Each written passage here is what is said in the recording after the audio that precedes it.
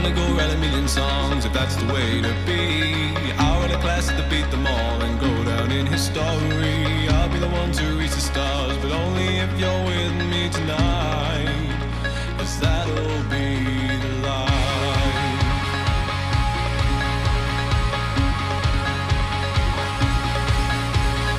I'm gonna go write a million songs if that's the way to be.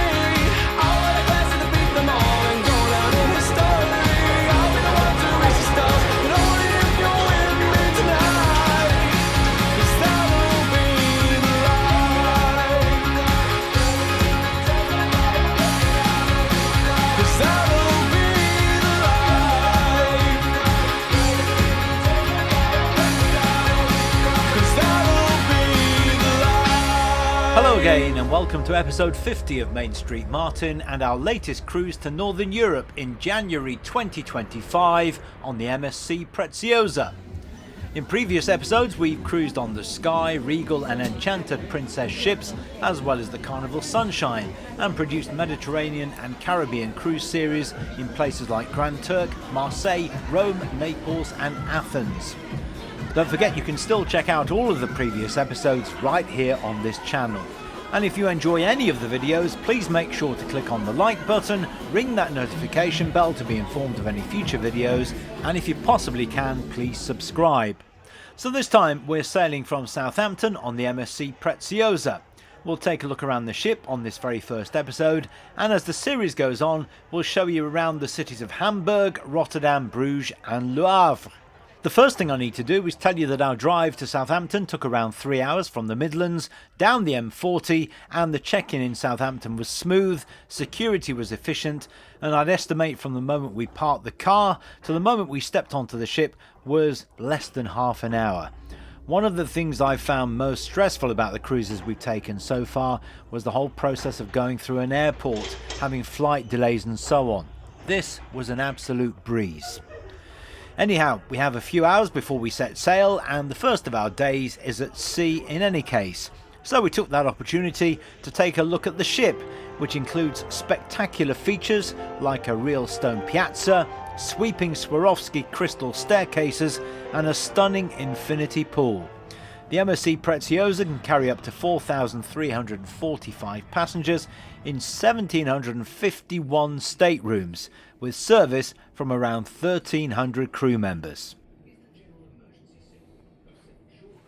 First of all, this is our cabin, 12079 on deck 12, which was spacious and comfortable, an area of around 16 square meters, featuring an armchair, bathroom with shower, a vanity area, the hairdryer is added there as well, a comfortable double bed and television, telephone, Wi-Fi connection if you want to pay for the package as well. There's also a safe and a mini bar. We loved this cabin. The only problem we had with it was the amount of noise we were getting. On one side we had a corridor, on another side we had a crew area with a metal staircase, and on the other side doors, in fact doors all around us that were banging day and night. So it was a real problem trying to get to sleep, and the noise carried on through the night as well. So I think carefully about that if you chose this cabin. From our cabin on deck 12 it was easy to get to pretty much everywhere on the ship, particularly the buffet restaurants, which were 2 decks above us, and they're open for 20 hours a day, but there are 9 dining venues. There are 2 main restaurants, the Golden Lobster, which was ours, which has 2 sittings, and L'Arabesque, which also has 2 sittings. They have identical menus. Breakfast and lunch are served in the ship's main restaurants and in the buffet restaurants as well. The buffet is split into 2, incidentally, the Inca and the Maya on deck 14. They offer all-day dining and the option of a more casual setting for dinner. We ate breakfast and some evening meals in the buffet.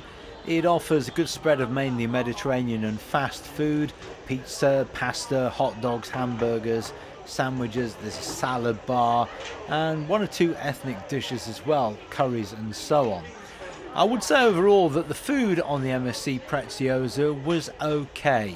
One of the people we sat at dinner with in the Golden Lobster summed it up for us, saying it was cheap and cheerful, and that is definitely reflected in the price of this cruise in comparison with other companies.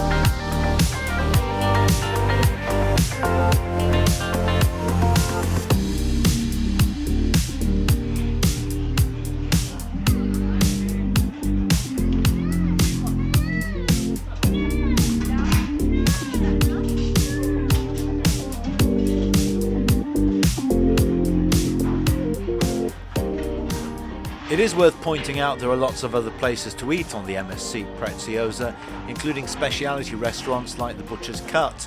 There are other places around the ship as well, including the sports bar, but as we didn't eat at any of those, they're not included on this video. Also, we did use the Golden Lobster as our main dining room, but as we were sharing a table with 6 other people, it wasn't appropriate to either video or take photographs.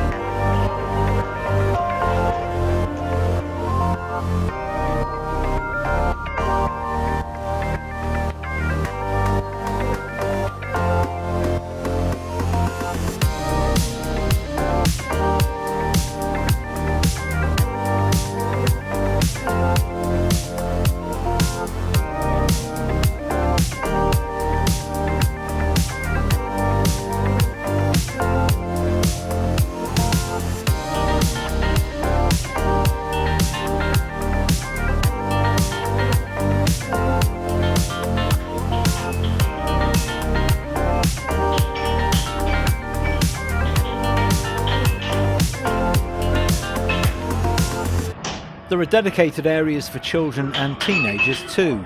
Do Re Mi Land is home to the mini and junior kids clubs and is located midship of Deck 15. Graffitis is also on Deck 15. It's a dedicated disco for teens, which is also equipped with an Xbox Kinetic, a Nintendo Wii and others, with a wide selection of games, musical docking stations and a social corner with net TV and Bluetooth keyboards. And Virtual World is the teen arcade on Deck 16, with games ranging from an F1 motor racing simulator to shooting and pinball. And it's also worth knowing that the other indoor activities include bowling in the sports bar.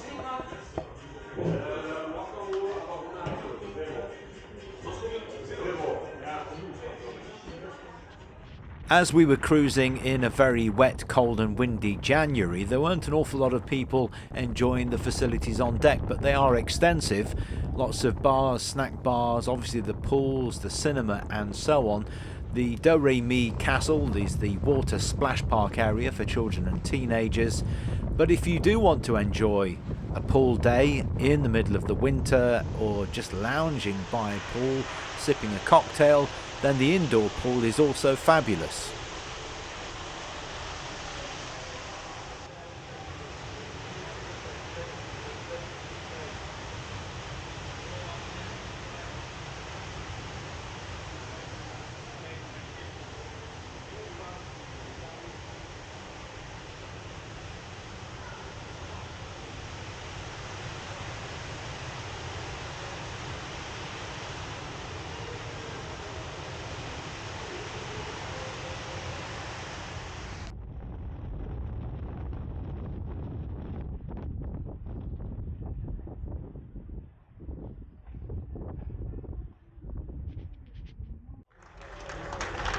Madame et messieurs, bonsoir et bienvenue. Je suis Chiara, votre conseiller de photo écologienne. When it comes to activities and entertainment, you have plenty of choice on the MSC Preziosa. As well as the shore excursions, the on-board activities include everything from dance classes and quizzes to table football competitions and demonstrations.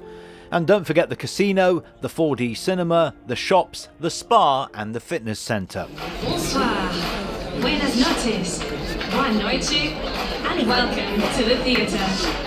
Introducing your host of tonight, Sila. There are 20 bars in total, including the Green Sax Jazz Bar, the chic El Dorado Piano Bar and the large Safari Lounge, which also hosts smaller shows and has a dance floor. The casino is one of the areas on the ship where smoking is allowed, which came as a bit of an unpleasant surprise to us as non-smokers, as we're used to ships where smoking is banned in public areas.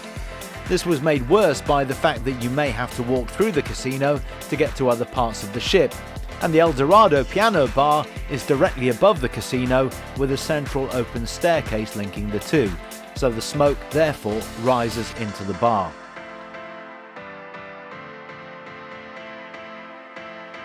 The Platinum Theatre is the main entertainment venue, although there are performances at various areas around the ship, from the atrium to the Safari Lounge, and we enjoyed many of those.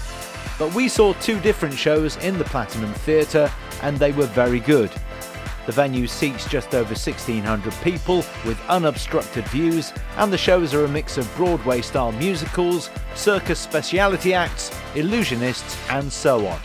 We particularly enjoyed the ABBA show, and so did the rest of the audience.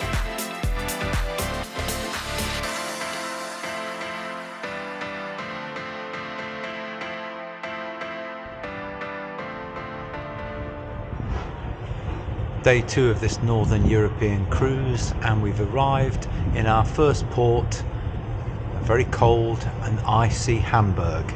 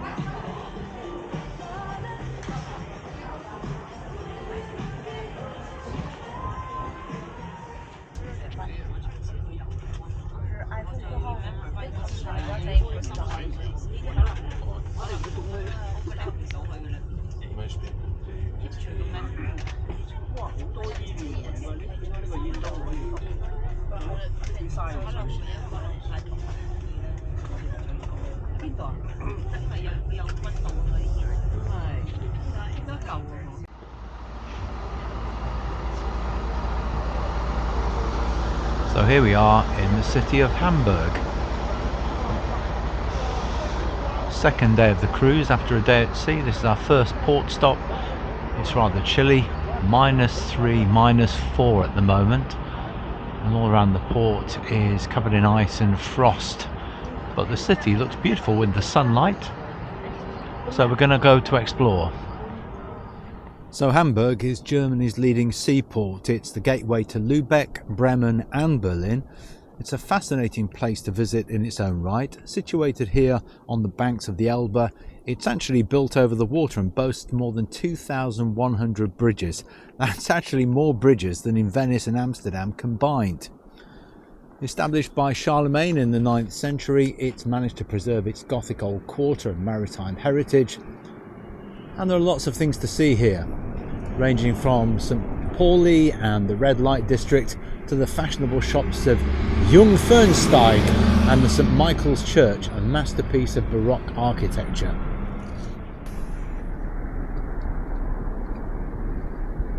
Just a short walk from the river brings you to this open square, and behind it the magnificent City Hall.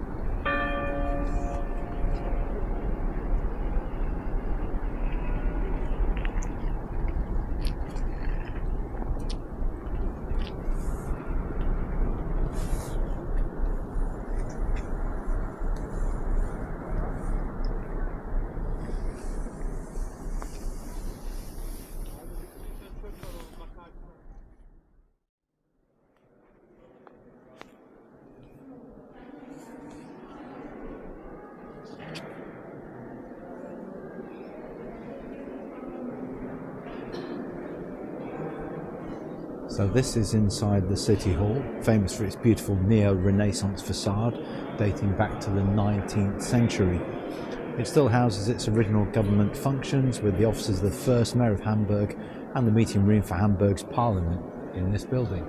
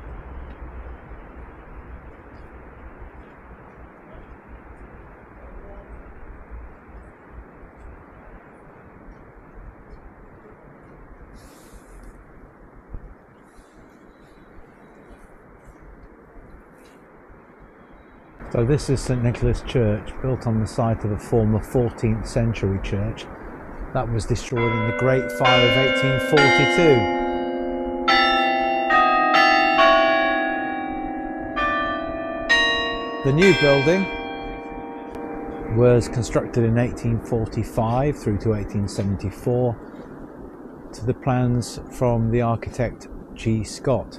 However, it was destroyed during the Second World War in 1943 to 1944, and that just leaves the tower, which you can see now, and the outer walls.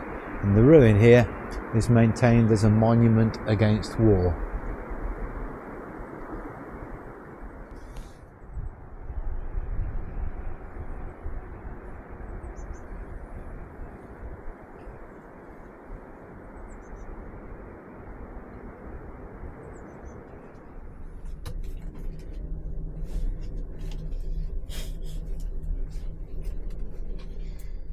This is the glass elevator which takes visitors up to the top of the spire of the church.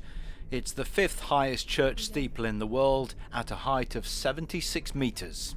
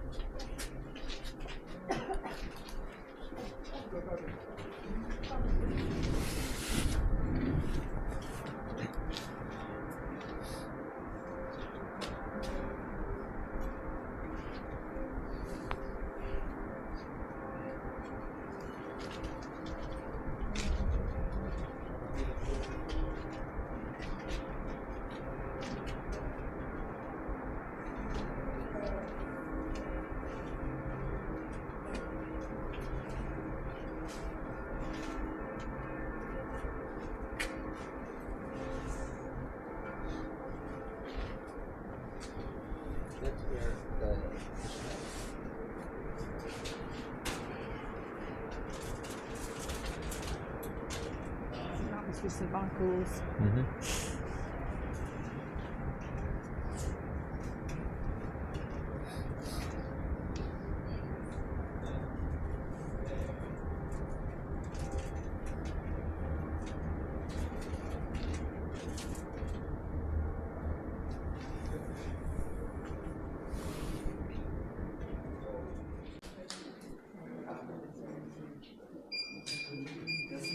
The ruins of the church in themselves are an impressive memorial, but beneath them, in the crypt, there's a newly renovated museum dedicated to World War II, the disastrous air war over Europe, and its victims. It contemplates the impact of wars, both past and present, through interactive images, audio and video displays.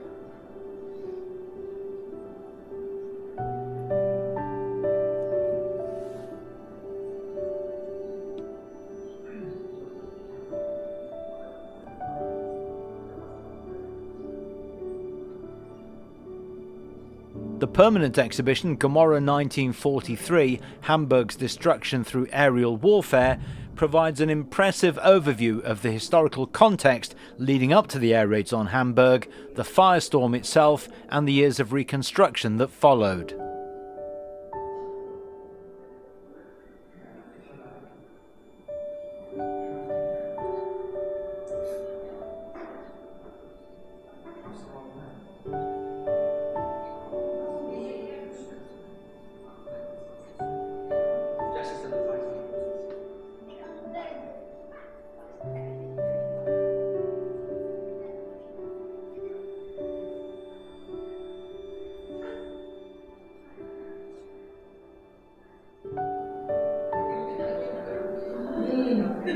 There's nothing that brings it home more when you think of tragedy and loss of life than personal belongings.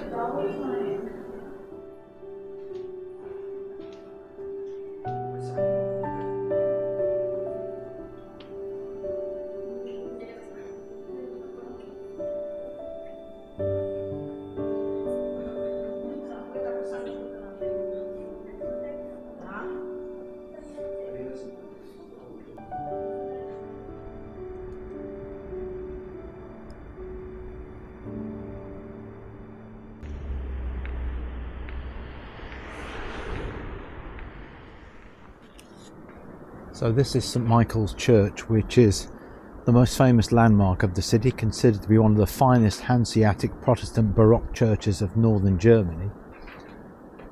And the historic almshouses are the oldest residential district in Hamburg, and they date back to the 17th century. On the bell tower at the top you can enjoy sweeping views. Looking east, the striking silhouette of the Elbphilharmonie concert hall comes into view, and that links the ultra-modern Hafen City, one of Europe's boldest recent urban renewal projects, with historic Speicherstadt. That's one of the world's largest warehouse districts, and that's also a World Heritage Site. Now, I only had about 5 minutes to go inside because the doors were about to be closed to tourists because of a service. But it is beautiful, with no less than 5 organs. The central pulpit was crafted out of marble by sculptor Otto Lessing from Dresden in 1910. It was designed to look like a rounded chalice and features a magnificent staircase. The pulpit roof is crowned by the Angel of Annunciation.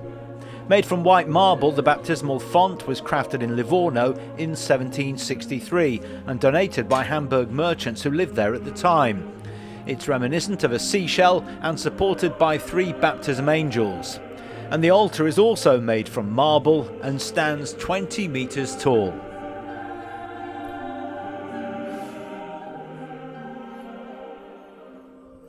The 132-metre clock tower is a significant feature of the city skyline and was a navigation aid for ships sailing on the River Elbe. It has 4 8-metre clock faces, which are the largest clock faces in Germany.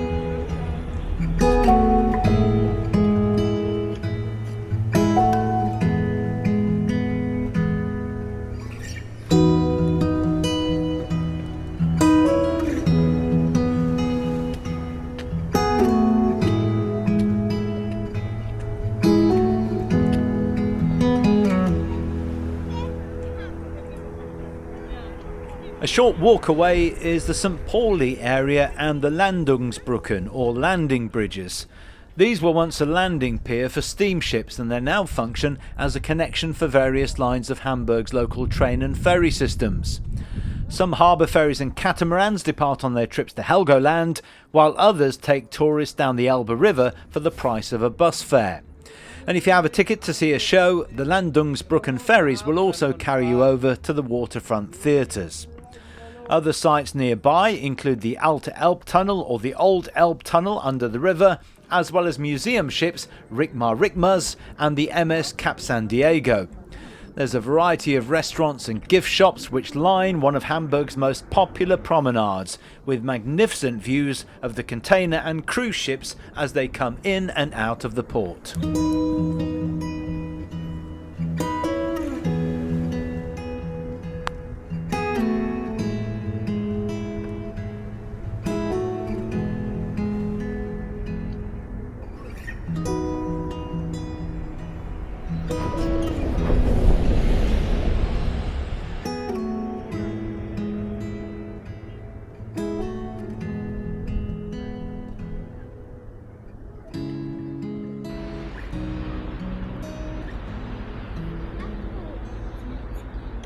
Jetzt schaut mal bitte gemeinsam alle im Typ vorne, der wird sein Hoch.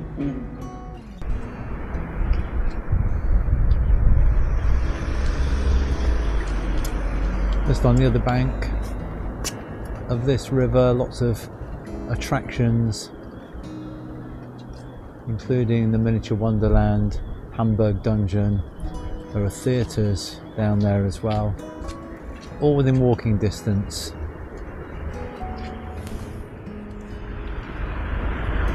And then if you follow this down the side of the river, you'll see this is all part of the historic warehouse district. It's all part of the UNESCO World Heritage Site. All the red brick houses in line by the various canals produce the impression of unity and power, but nowadays it's the main tourist attraction here in Hamburg. Now this is another interesting church, St. Catherine's. It's one of the 5 principal Lutheran churches in Hamburg. The base of its spire dates from the 13th century and it's the second oldest building preserved in the city. It's situated on an island near to what was formerly the southern boundary of the medieval city, opposite the historic harbour area on the Elbe River, and it traditionally served as the Church of the Seamen.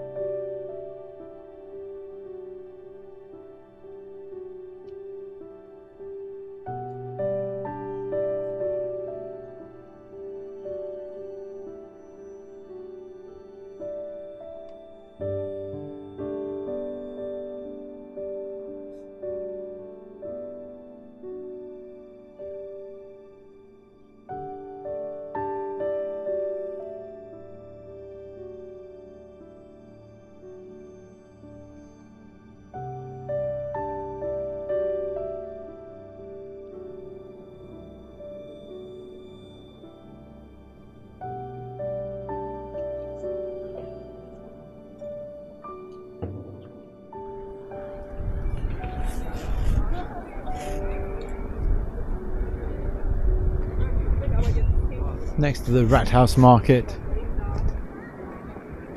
is the town hall, or the city hall, which is stunning, isn't it? Beautiful clock on the tower in the middle.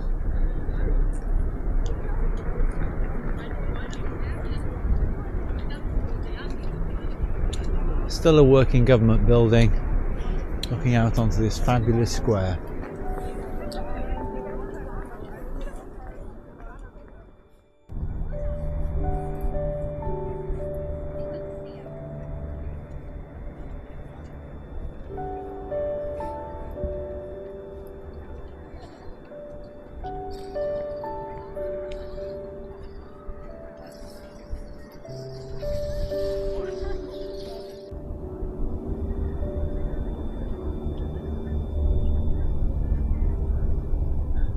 And everywhere you turn, there are rivers and canals.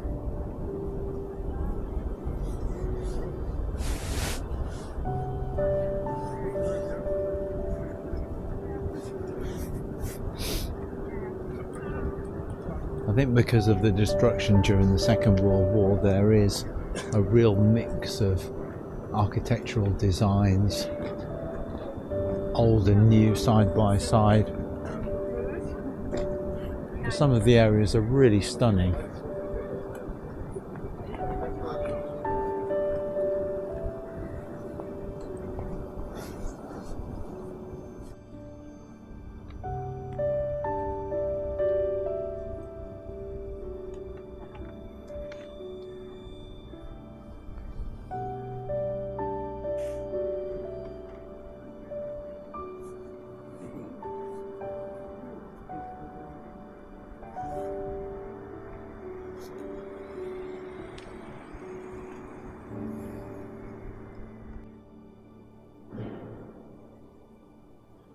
A short walk away in the Hans district in Hamburg is this, the Hans Viertel.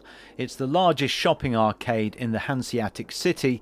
It's in Poststrasse between Ganzmarkt and the town hall, with over 60 shops in this centre, which covers something like 9,000 square metres. There are brands including Pandora, Douglas, Timberland and others, with everything from antiques to facilities, housing design and evening wear. But as it was a Sunday, many of the shops were closed when we visited.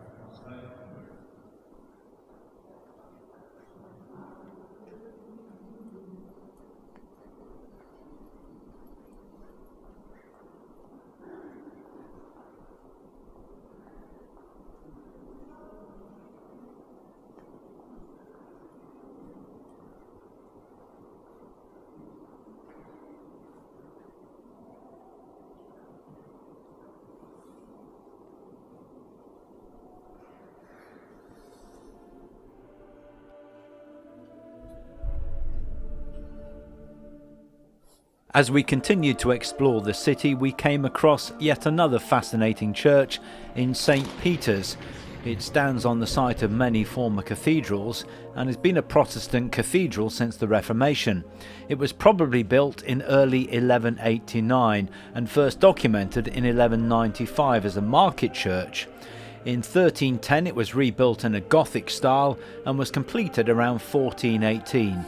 And the bronze lion head door handles are the oldest work of art in Hamburg, dating from the foundation of the tower in 1342.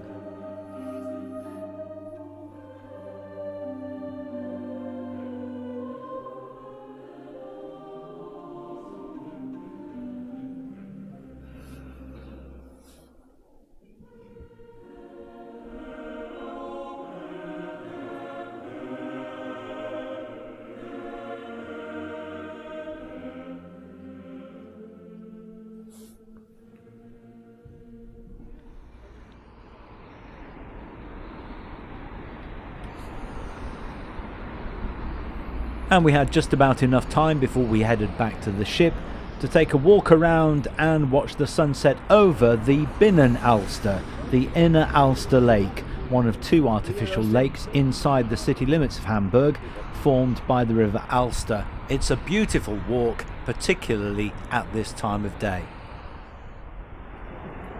Well, that's it for now from the German city of Hamburg. Join us next time when we move on to the Netherlands, Belgium and France. In the meantime, take a look at the other videos on the channel featuring Caribbean and Mediterranean cruises, plus our visits to eco parks and theme parks in Mexico, the United States and Europe. And you'll also find city breaks in the UK and Europe, as well as short breaks providing top tips, hints and ideas. And of course, as always, if you enjoy any of the videos here, you can really help the channel by clicking on the like button, ringing that notification bell and subscribing. And I hope you can join me next time for episode 52 of Main Street Martin and more from the MSC Preziosa. I'm gonna go write a million songs if that's the way to be. I'll write a class to beat them all and go down in history. I'll be the one to reach the stars, but only if you're with me tonight.